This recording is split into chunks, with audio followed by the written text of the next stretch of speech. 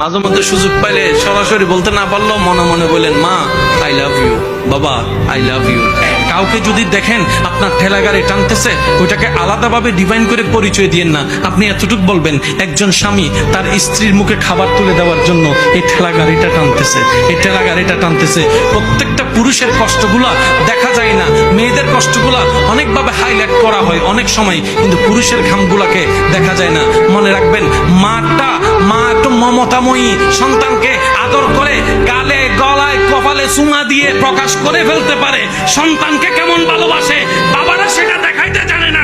বাবারা রাগের মাধ্যমে ভালোবাসা দেখায়, বকার মাধ্যমে ভালোবাসা দেখায়, আবার রাতে একা বসে বসে কান্না করে চোখের পানি ফেলে। অথচ ডাক্তার বলে 206টা শরীরের হাড্ডির ভিতরে অনেকগুলা হাড্ডি একসাথে ভেঙে গেলে যে পরিমাণ ব্যথা, সন্তানকে দুনিয়ার আলো দেখাতে প্রত্যেকটা মা সেই ব্যথা সহ্য করে। প্রিয় দর্শক, হাদিসটির আলোকে দুটি কথা বলতে চাচ্ছি।